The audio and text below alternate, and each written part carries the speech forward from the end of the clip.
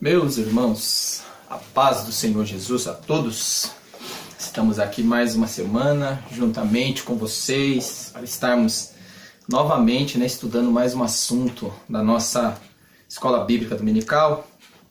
Como de costume, estamos aqui, todas as semanas, passando aí para vocês aí, cada semana, uma lição nova, Nós estamos no terceiro trimestre de 2017, nós estamos tratando a respeito, nós estamos na segunda lição do terceiro trimestre, estamos tratando a respeito da razão da nossa fé. Assim cremos, assim vivemos. Então nós estamos estudando a respeito daquilo que nós cremos e daquilo que nós vivenciamos, ou que estamos aí pautados, ou que estamos aí firmados aí. Qual é a nossa doutrina, qual é a nossa crença, Então nós vamos estudar a lição de número 2 essa semana. E o tema da nossa lição, antes de eu fazer os agradecimentos aqui, o tema da nossa lição é o único Deus verdadeiro e a criação. O único Deus verdadeiro e a criação. Esse é o tema da nossa lição dessa semana. Então, desde já, antes de eu entrar aqui, gostaria de estar agradecendo a todos que têm nos acompanhado, você que tem nos acompanhado aí incessantemente, tem estado conosco, todas as semanas, tem deixado o seu like, tem feito seu comentário. Muito obrigado pela sua participação e não fique só nisso, continue conosco, deixa lá o seu like, faça seu comentário, deixa sua opinião lá no nosso canal Escola Bíblica para Todos, aonde nós estamos aí há um ano e pouco aí já,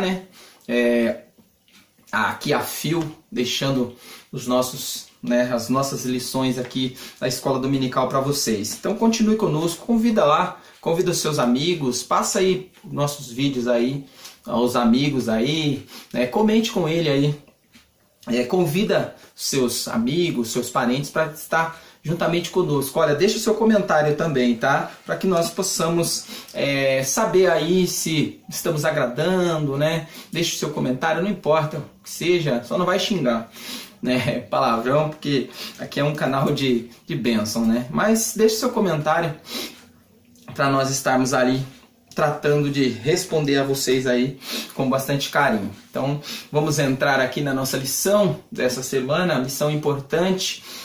O nosso escritor da lição, o escritor da lição, ele fala, ele deixa algo interessante aqui.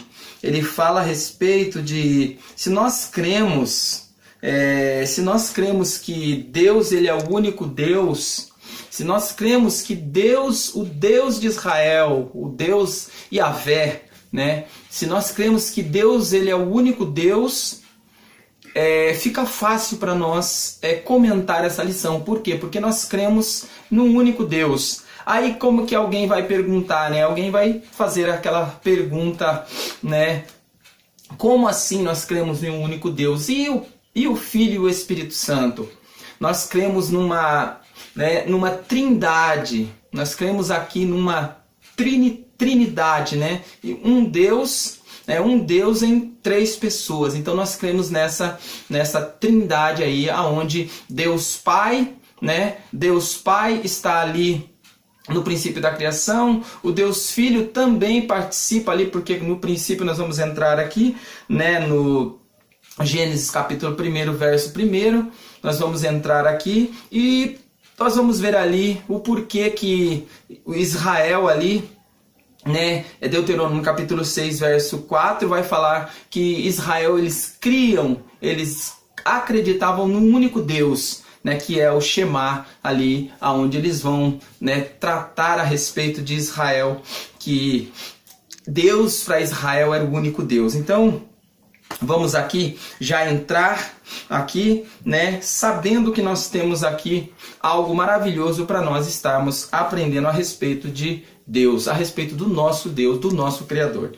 Amém? Então vamos lá, o nosso textuário está lá em Marcos capítulo 12, verso 29, que diz assim: E Jesus respondeu-lhes: O primeiro de todos os mandamentos é: Ouve, Israel, ó Ouve Israel, o Senhor nosso Deus é o único Senhor. Então Jesus ele estava aqui expressando aqui Deuteronômio capítulo 6, verso de número 4, aonde nós vamos estar lendo aqui na nossa leitura bíblica em classe, que vai falar a respeito desse mesmo tema aqui que Jesus tratou aqui. Ouve Israel, o Senhor teu Deus é o único Deus. A verdade prática nos fala assim: cremos em um só Deus, o Pai Todo-Poderoso, Criador do céu e da terra, de todas as coisas visíveis e invisíveis. Tanto que até o catolicismo romano, eles têm uma oração, né? Que o nome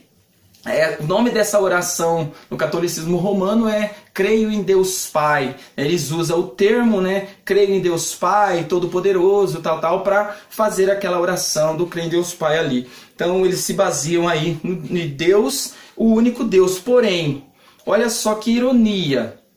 Olha só a ironia que nós vamos entender aqui numa oração feita pelo catolicismo romano. Eu sei que tem alguns católicos, algumas pessoas que são romanicistas, né, que nos assistem, mas infelizmente me perdoe que eu preciso falar que é algo que está inserido no nosso conteúdo. Né? Nós vamos falar de Deus, nós vamos falar do Deus de Israel, que porém se torna o Deus da igreja, que somos nós, a igreja hoje, né? E nós cremos no único Deus, porque isso aí está inserido, né? Está inserido ali nos mandamentos, nos 10 mandamentos. O primeiro mandamento é amarás o teu Deus, né? Amarás o Senhor, o teu Deus, o único Deus. Então esse é o primeiro mandamento ali que está tratando ali nos 10 mandamentos. Então eles têm como base uma oração: eu creio em Deus Pai Todo-Poderoso, Criador dos céus e da terra. Só que eles crêem em Deus, só que porém, infelizmente, eles também crêem em outras divindades. Mas nós sabemos que Deus ele é um Deus ciumento. A Bíblia ela nos afirma isso, que Deus, o Deus criador de todas as coisas, ele é um Deus ciumento, que ele não divide a sua glória com outrem ou com ninguém. Então, como nós podemos dividir a nossa adoração, o nosso louvor a outros deuses, sendo que o nosso Criador, aquele que criou todas as coisas pelo seu poder ou pela tua palavra e criou o homem com as suas próprias mãos, como nós podemos adorar ou prestar homenagem ou louvor a qualquer outra divindade? Nós temos que entregar a nossa adoração, o nosso louvor apenas ao Deus Criador, que é o nosso Deus Jeová, né? Jeová, ou Yahvé, no caso da língua original aí. Nós conhecemos por Deus, né? Nós conhecemos por Deus. Amém?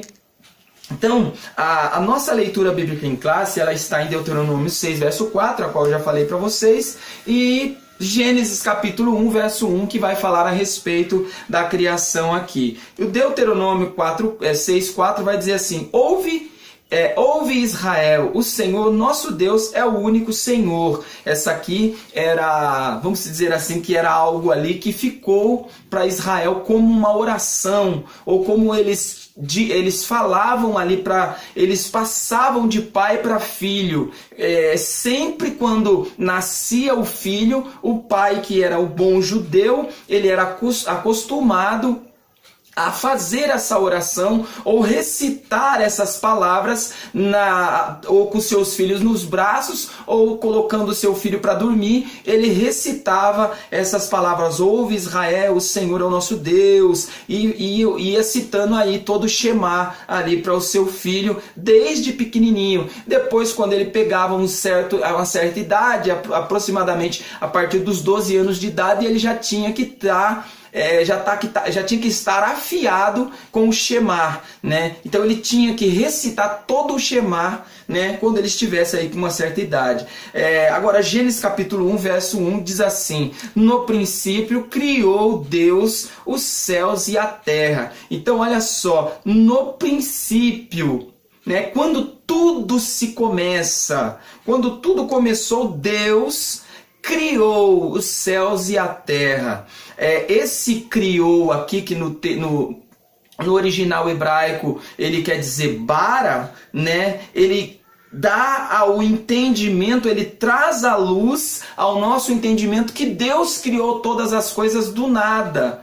Então, do nada, que é o Nehilim, né, o ex nihilo, né, que ele coloca aqui, ele fala que tudo foi criado do nada. Então, eu sei que nós vamos falar a respeito aqui da teoria do Big Bang, né? Nós vamos falar a respeito ali, né, do evolucionismo. Porém, a teoria do Big Bang, ela fala que as coisas foram criadas por uma grande explosão, né, nessa teoria, mas vamos adiantar aqui, nós já vamos passar aqui, mas ele fala a respeito dessa grande explosão, que as coisas foram criadas através de uma quantidade, né, de uma quantidade de massa, né, que na física, né, os físicos e os astrólogos, eles vão falar a respeito disso, que o universo ele foi criado, que o universo ele foi criado através de massas que se ajuntam com energia,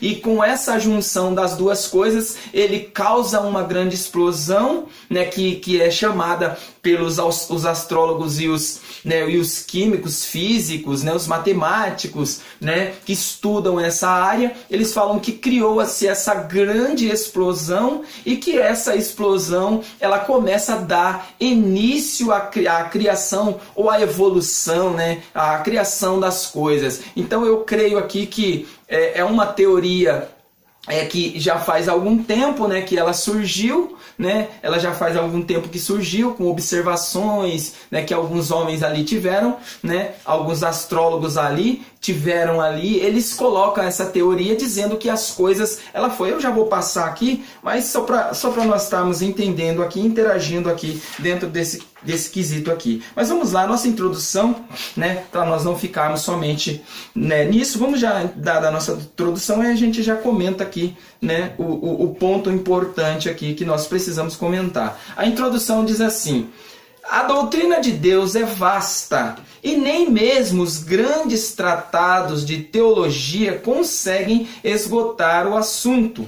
O enfoque da presente lição é a unidade de Deus. Então, olha só, o enfoque, aquilo que a lição ela vai ficar mais focada é na unidade de um Deus único, porém que se subsiste em três pessoas. Nós entendemos, né? Nós entendemos a Trindade, um Deus, né? Porque nós não temos três deuses, nós temos três pessoas distintas umas das outras, mas porém que subsiste no mesmo poder, né, que são caracterizados pelo mesmo poder, a mesma autoridade, os mesmos atributos, vamos dizer assim, né, que tem os mesmos atributos, tanto o Pai como o Filho e como o Espírito Santo, eles são detentos ali dos mesmos atributos. Então,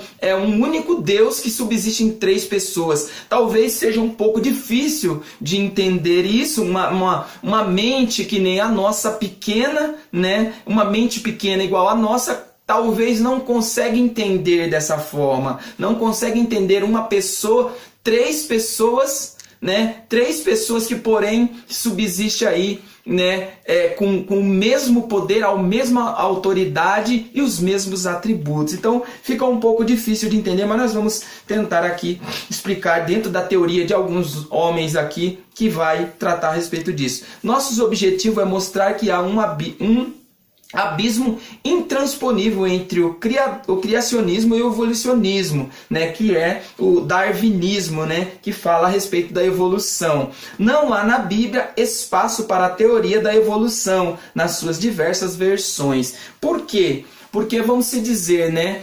segundo o pai, né, o pai do evolucionismo, que era Darwin, né, ele fala a respeito de uma evolução das espécies, né, pegando alguns animais ou algumas bactérias ou algumas plantas a qual ele fez, né, algumas pesquisas ou fez alguns trabalhos ali com elas. Ele fala a respeito de uma evolução de espécies. Uma das que nós aprendemos, né, na escola, nós aprendemos ali, né, no primeiro ano até o quinto ano, depois, né, no segundo grau, né, que abrange mais, né, essa área, né, do darwinismo, da evolução e da criação, não abrange tanto a criação, porque segundo os cientistas, eles não aceitam a criação por causa que ela é voltada mais pela uma crença, ou até mesmo, né, por uma espiritualidade. Então, por isso que a ciência, ela não aceita, né, o criacionismo. Eles aceitam o evolucionismo, porque talvez na mente deles aquilo é neutro, tanto a ciência como até mesmo a crença, até mesmo, né, aqueles que acreditavam em Deus, tinham a sua fé voltada em um ser, né? Mas continuando aqui, o primeiro tópico aqui, ele vai falar a respeito do o único Deus verdadeiro, né? Agora vamos entender aqui, no caso Israel, eles tinham um entendimento de Deus, Jeová ou Yahvé, nenhum pensamento que levava a entender que eles tinham um único Deus, até porque naquela época, se tivesse um entendimento de trindade, já seria difícil deles compreender. Por quê? Porque havia uma vastidão ali, havia uma vastidão de deuses. Então, para que o Senhor, para que o Criador, né, o Jeová, aquele que criou todas as coisas, se saísse dentro dessa cultura de deuses, né, Deus, ele coloca-se como um único Deus criador. Então você vai ver que Moisés, quando ele escreve aqui os 5 primeiros livros aqui, ele vai falar a respeito, né, da criação, que o único Deus criador criou todas as coisas, para se desvencilhar ali daquele monte de deuses que existia. Vamos saber ali, né, os deuses do Egito, né, os deuses babilônicos, os deuses romanos, os deuses gregos, persas, né? Então você vai ver que tinha muitos panteões ali de deuses, né, que se você fosse ter uma visão agora, né, cristã ou judaica, né, ali de um Deus que subsistia em 3 pessoas, teria também uma visão de vários deuses ali. Porém, Deus se apresenta como o único Deus, né? Que nós vamos tratar aqui, o Shema. Olha só, o Shema aqui, no primeiro subtópico aqui, é o imperativo de um verbo hebraico que significa ouvir, obedecer, o qual inicia o versículo que se tornou, ao longo dos séculos, a confissão de fé dos judeus. Ouve, Israel, o Senhor nosso Deus é o único Senhor. Deuteronômio 6, verso de número 4. A cláusula final é o único Senhor. Também se traduz por o Senhor é um, que está lá em Gálatas, capítulo 3, verso 20. Então, olha só, nós vamos aqui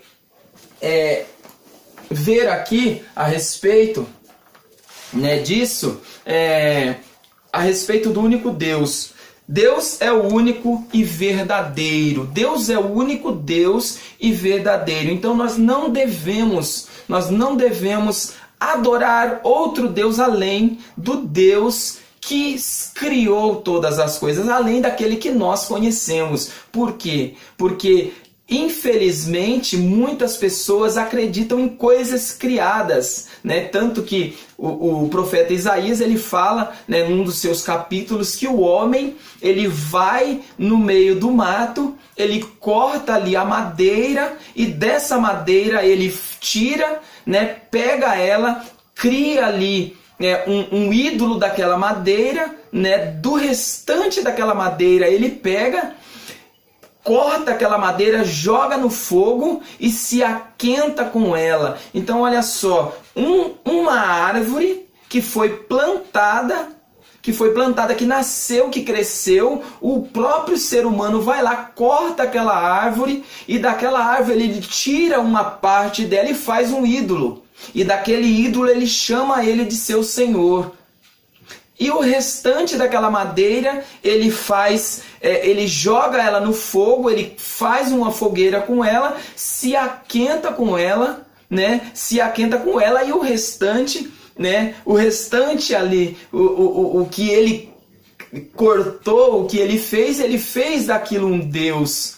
Tanto ele usou para um ser para adoração, né? Um ser inanimado ou algo inanimado para a sua adoração, como também ele cria alguma coisa ali, ou ele faz alguma coisa ali para se aquentar, ele joga ali como um objeto ali para se aquentar no fogo. Então você vê que o ser humano ele é capaz de criar coisas para ele adorar, querendo substituir o lugar do Criador, que é Deus. Então esse é o erro do ser humano. Por quê? Porque quando Deus cria o homem, ele dá algo maravilhoso para o ser humano.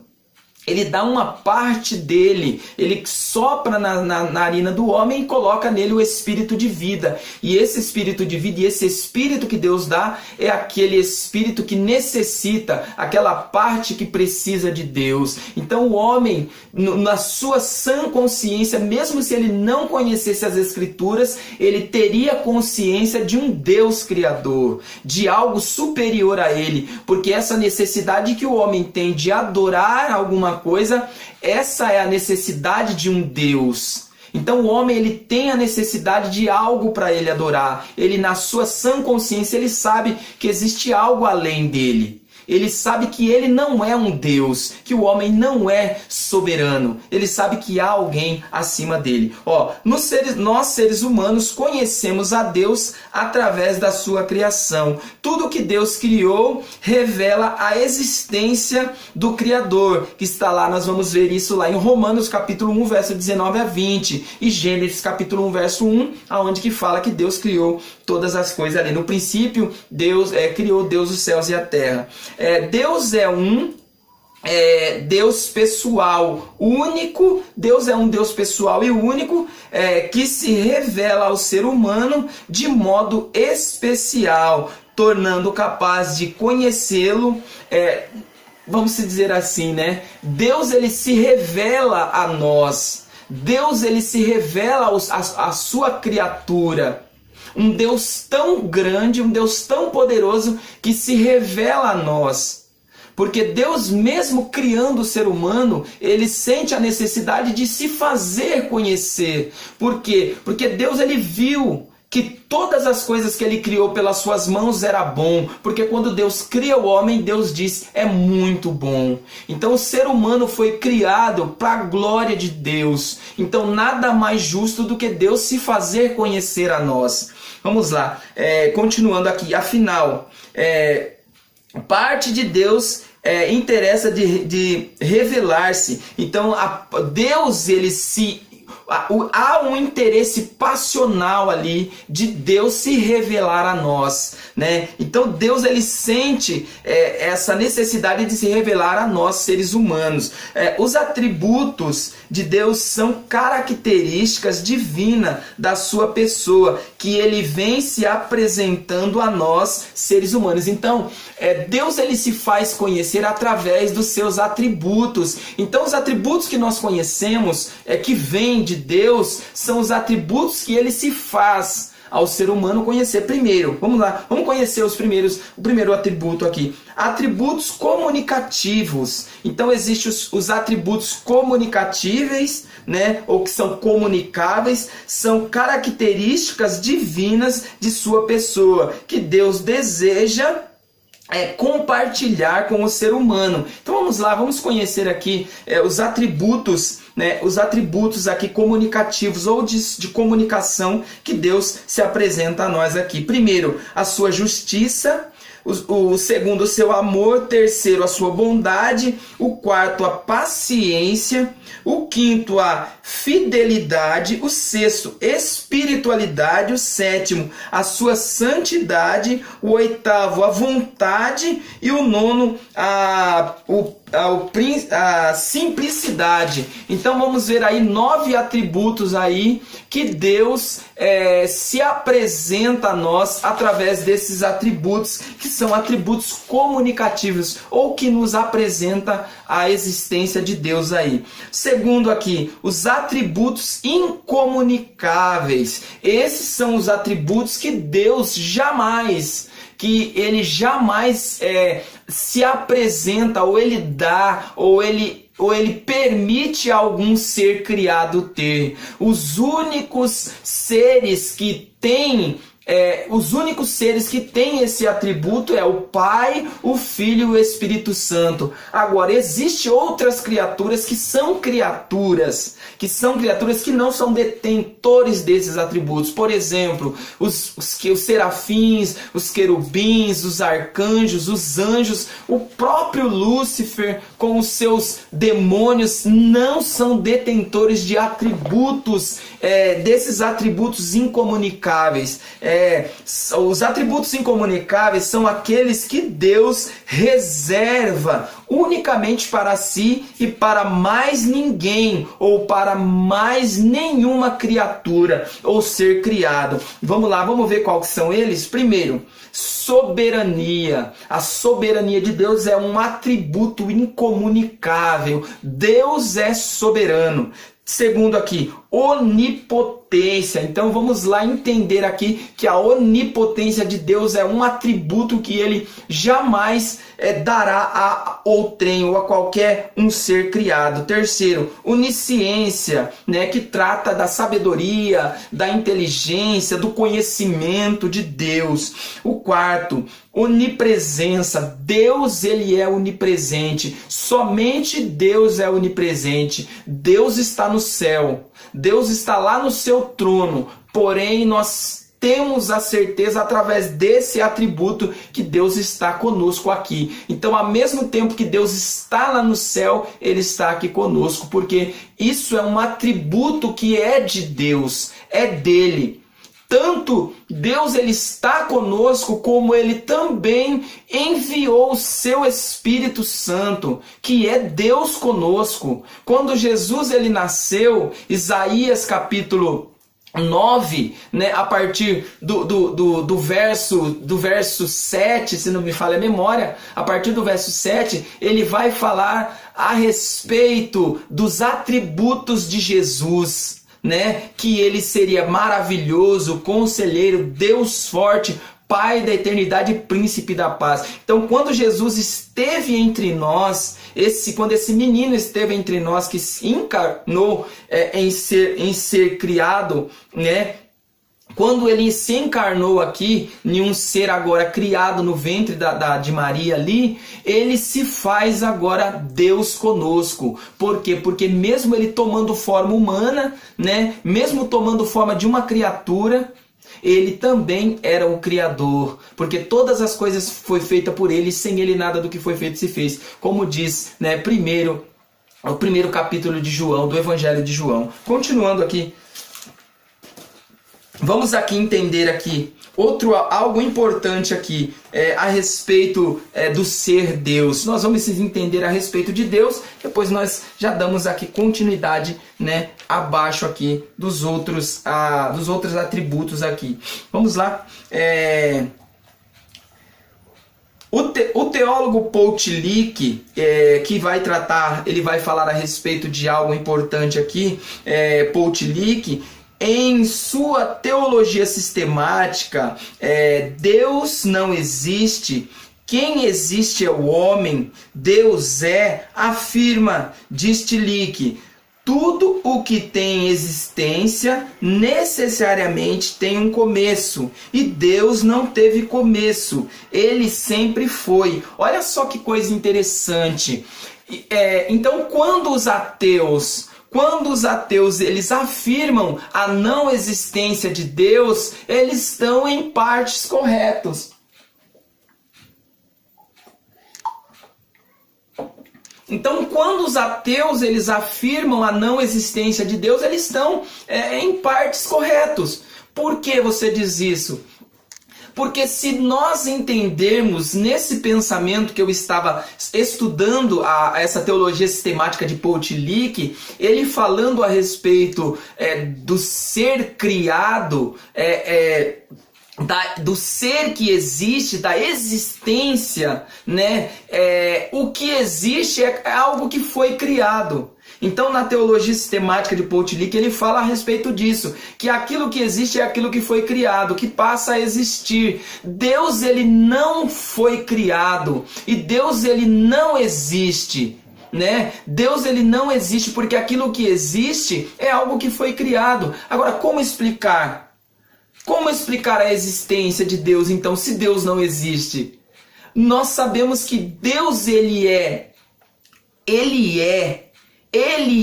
Ele torna as coisas a existir. Então, além da existência, existe Deus. Além do termo existir, que passa a existir todas as coisas que foram criadas, ou as coisas que nós conhecemos, isso sim é criado. Isso passa a existir, existe Deus. Então Deus, ele não existe, Deus, ele é.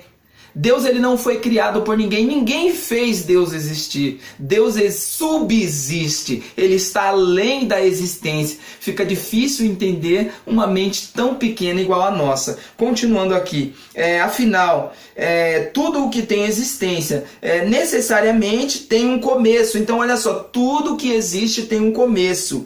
E Deus não teve começo, ele sempre foi. Deus é essência, o homem existe da a essência. O homem existe da essência. Emerge a existência. Então quer dizer, o homem existe. O homem em si, o ser humano existe. Mas para o homem existir, ele vem de Deus, que é a essência. Deus é, né? Então Deus é e ele passa a fazer as coisas, tornar as coisas a existência. Por isso, torna-se incabível ao ser criado, ser existente. Querer inserir Deus é essência no âmbito da existência. Então, olha só, não tem como nós colocarmos o ser essência para se tornar existência, porque Deus criou, Deus não foi criado. Continuando aqui, numa tentativa de compará-lo a si mesmo, porque a mente humana está viciada no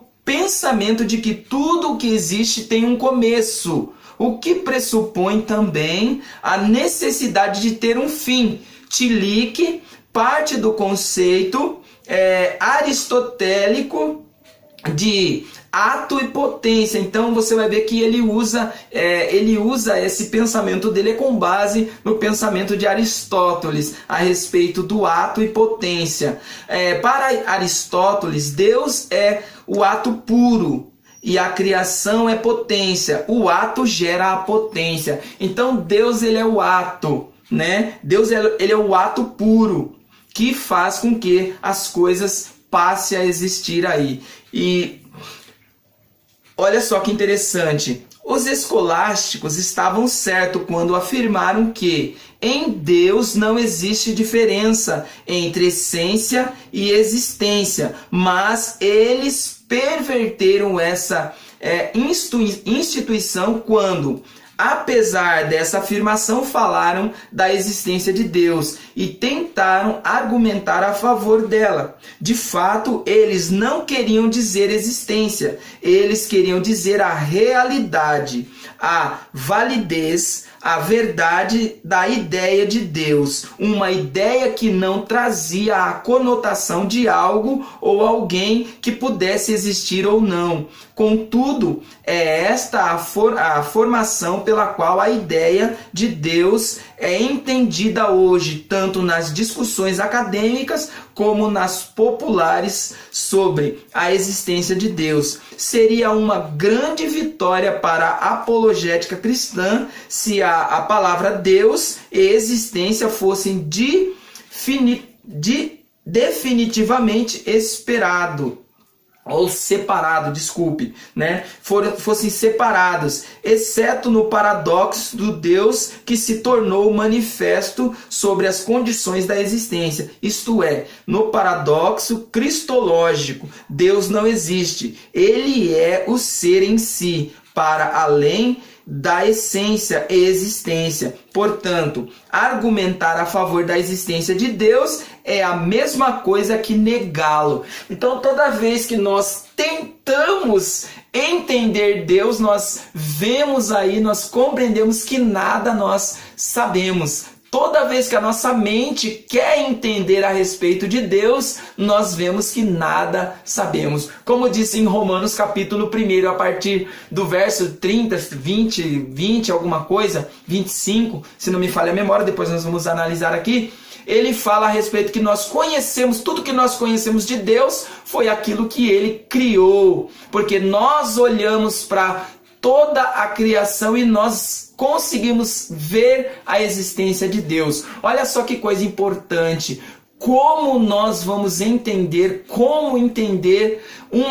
um ser tão perfeito, que criou as coisas, todas as coisas pela palavra do seu poder, que fez o ser humano do barro, e desse barro ele passa agora a existir vida nesse barro, né? Que um barro agora ele se torna um ser pensante, se torna um ser que raciocina, um ser que tem sentimentos, um ser que tem vida, um ser que fala, um ser que caminha. Olha só que coisa interessante. E através desse ser, agora não mais feito do barro, porém feito dele, vindo dele mesmo, das suas próprias células, fazer com que outras células comecem a crescer, a se multiplicar e tornar um outro ser vivo, com alma e com espírito nele. Olha só que coisa maravilhosa. Então, entender a mente de Deus é a mesma coisa de que nós negá-lo. Então, eu estou de acordo com você que é ateu quando você diz que Deus não existe, porque Deus, na verdade, existir é negá-lo. Agora, Deus não existe, Deus subexiste. Ele está além da nossa imaginação de criação ou de pensamento humano. Ele está além disso. Vamos lá, continuando aqui só para nós fechar.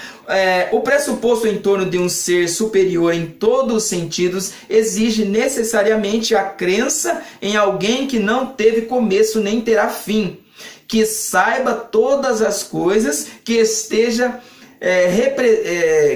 presente em todos os lugares ao mesmo tempo e que possa ter tudo o que quiser. Essa ideia está presente no nome El Shaddai, ou El Shaddai. Além disso, a Bíblia Sagrada demonstra toda essa amplidão irrestrita em Deus, a qual chamamos de atributos de Deus. Desse modo, temos uma ideia do óbvio, um nome e uma revelação que nos faz mergulhar nesse mar profundo e infinito do conhecimento infinito de alguém que nem sequer deveria ser chamado de grande. Olha só que maravilha isso aqui, né? Quando nós vamos entender a respeito de numerologia ou de numerar a Deus, porque isso ainda o colocaria em comparação com uma medida. Como nós podemos medir um Deus que é imensurável? Qualquer final, tudo o que é grande é assim determinado em relação a alguma coisa. Então, tudo que você se colocar como grande, enorme, você vai dar um começo e um fim para ele. Você vai numerar ele, ou você vai dar uma medida a ele. Terminamente, não há nada que se possa comparar a Deus em grandeza. Ele é imensurável. Então, nós compreendemos aqui a respeito da grandeza do ser Deus. Não conseguimos, não iremos chegar a lugar nenhum a respeito de conhecer, ou de entender, ou de desvendar a Deus. Nós conhecemos a Deus porque nós somos criaturas dele, né? Jesus também se fez conhecer. Ele diz, né? Nós estava estudando João no capítulo A partir do capítulo 14, capítulo 15, Jesus ele vai falar a respeito de conhecer. Os discípulos não conheciam e não sabiam o caminho, aonde eles iam ou para onde eles iriam. Jesus fala: olha, vocês não sabem de onde eu vim, nem sabem para onde eu vou, mas eu sei porque eu vim de lá. Aí Filipe chega e fala para Jesus: olha, Senhor, então mostra-nos o Pai, que nos basta. Aí Jesus pega e fala para ele: olha, quem vê a mim, vê ao Pai. E quem vê ao Pai, vê a mim. Olha, vocês estão tanto tempo comigo e não conhecem ainda ao Pai? Não é que Jesus estava se intitulando como Pai. Ele estava falando a respeito de que tudo que ele tinha feito com base naquilo que o Pai tinha o mandado fazer. Porque Jesus ele veio não para passar por cima das coisas que Deus criou, ou da criação feita por ele e pelo Pai. Não, ele estava para obedecer o mandato. Ele estava para nos ensinar que nós devemos obedecer a Deus, obedecer às autoridades. Então Jesus ele se abaixa nesse nível de obediência. Aí ele fala: olha, quem vê a mim vê ao Pai. Vocês não viram o Pai ainda? Eu vim aqui para que vocês possam conhecer. Então Jesus ele veio para fazer se conhecer, para trazer a nós o conhecimento de Deus. Então nós conhecemos a Deus hoje pela revelação do Filho, e nós conhecemos a Deus também pela revelação do Espírito Santo, porque o Espírito Santo nos foi mandado. Aí Jesus fala, mais à frente, no mesmo capítulo 15, ele vai falar assim: olha, eu vou para o Pai, mas daqui a uns dias eu vou para o Pai, mas eu não vou deixar vocês sozinhos. Eu vou enviar outro Consolador. Ele quis dizer nesse sentido: olha, eu vou enviar alguém que é igual a mim.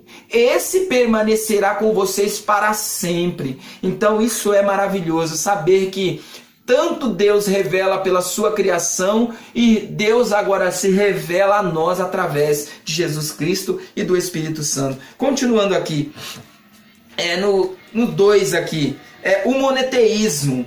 É a crença em que em um só Deus, né? De mono, aí nós conhecemos por uma coisa só, Deus. Esse se distingue do politeísmo, que são vários. Então nós cremos, nós somos monoteísta, que acredita num único Deus, porém em três pessoas distintas, porém um único Deus, né? Nós entendemos o Deus Trino dessa forma. Nós conhecemos a Trindade de Deus dessa forma.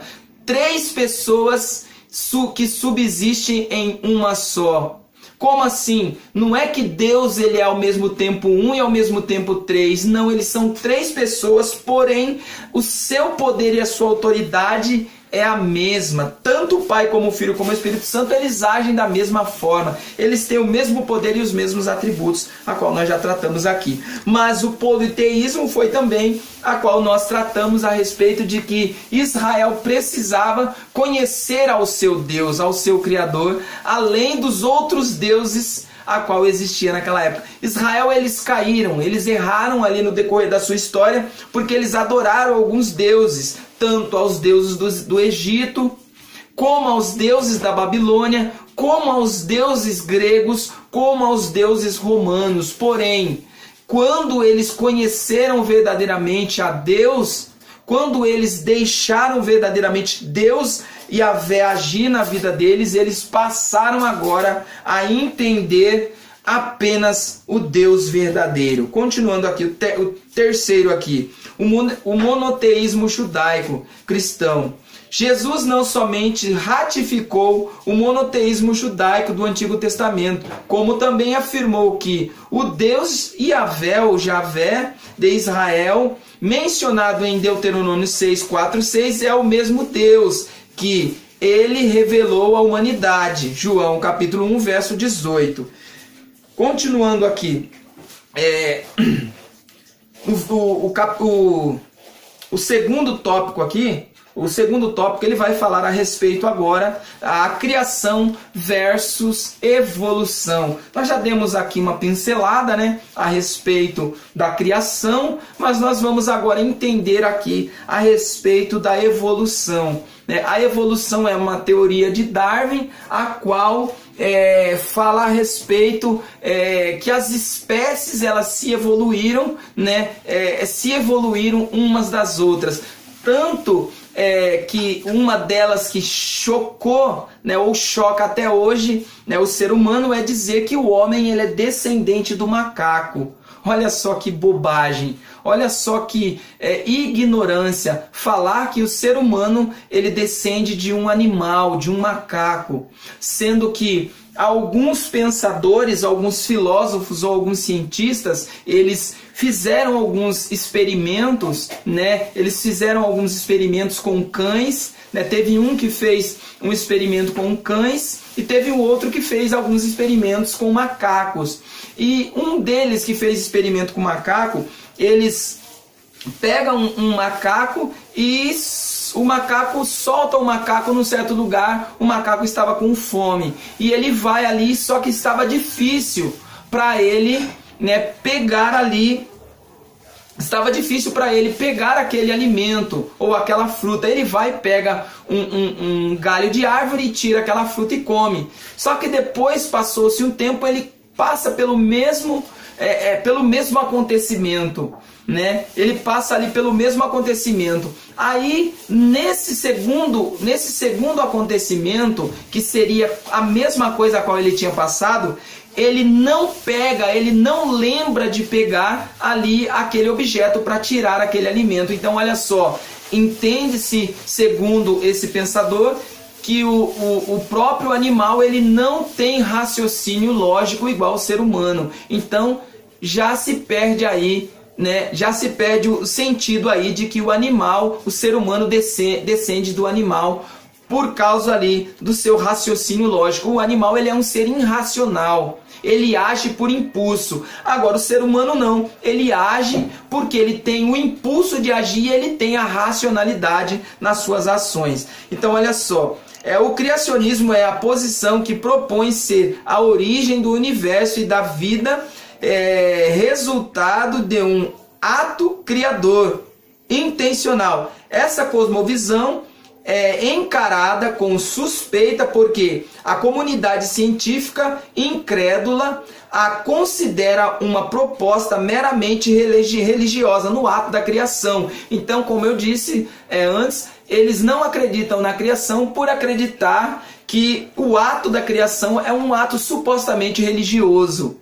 Então cabe somente aos religiosos, mas eles acreditam na evolução porque eles acreditam, olha só, é uma teoria que nunca se sustentou cientificamente, apesar de sua aparência científica. 1 Timóteo 6, verso 20. Tem por base pressupostos naturalistas, entre os quais a proposta darwinista da seleção natural se destaca como o principal mecanismo evolutivo. Então eles acreditam ali na seleção natural, né? Então, continuando aqui, já para nós passarmos aqui para encerrarmos aqui, olha só, terceiro aqui, a criação do universo, né? Aonde nós vamos entender que nós vamos entrar aqui na teoria também do Big Bang, né? A qual nós precisamos entender, mas vamos focar aqui, a criação do universo. Deus criou o universo do nada. É a chamada creatio ex nihilo da teologia judaica cristã, revelada na Bíblia. Então nós vamos entender ali também, no caso do Gênesis capítulo 1, verso 1, que ele fala a respeito do Bara, né, que criou do nada todas as coisas. Então Deus cria do nada. Alguns teólogos, alguns que conhecem aí, né, do original, ele vai falar a respeito ali desse termo Bara aqui, que ele indica uma criação do nada. Então é isso que nós cristãos acreditamos e confiamos nisso, que as coisas elas foram criadas pelo poder. A Bíblia nos afirma isso. Todas as coisas foram feitas por Ele e nada do que foi feito sem Ele se fez. E o próprio livro de Hebreus também, que fala que Deus fez todas as coisas através do Filho. Então, tanto o Pai como o Filho, eles criaram todas as coisas. No princípio criou Deus os céus e a terra, Gênesis 1, verso 1. O verbo hebraico criou é bara. E este apresenta características peculiares. O sujeito da afirmação é sempre Deus. Olha só que coisa interessante. Então, o sujeito da criação sempre é Deus. Quando diz criou Deus ou bara, ele está indicando que Deus é o princípio da criação, ou é aquele que criou todas as coisas. Então, todas as coisas foram criadas através de Deus. A narrativa, segundo aqui, a narrativa da criação em Gênesis. No primeiro dia, Deus trouxe à existência a luz. Então você vai ver que, olha só que coisa interessante. Quando você vê a respeito da criação, você vai ver que no princípio criou Deus primeiro os céus.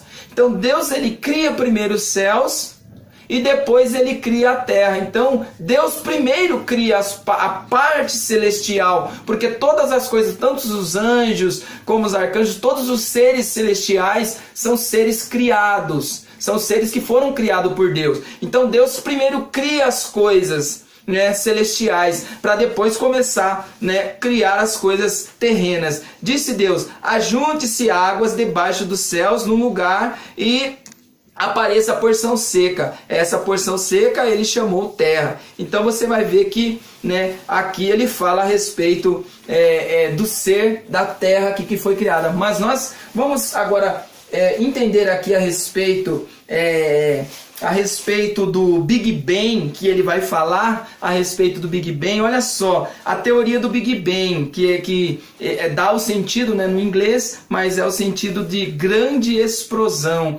Então o ser humano em si, né, ele cheio de si, achando que ele é detentor de todo conhecimento, ele fala que as coisas foram criadas. Homens estudados, que estudaram, que, né, fizeram pós, fizeram mestrado, doutorado, pós-doutorado, encheram-se de gabarito, de conhecimento humano para dizer algo a respeito da criação, dizer algo a respeito de algo tão sobrenatural que é a criação de todas as coisas.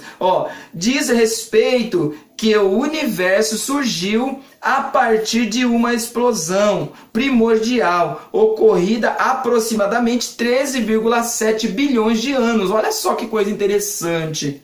Sendo que eu estava estudando, um pesquisador ali, cientista, ele fala a respeito de que os buracos negros, acho que são 9 bilhões de buracos negros que existem, né, eles têm alguns anos a menos do que a criação.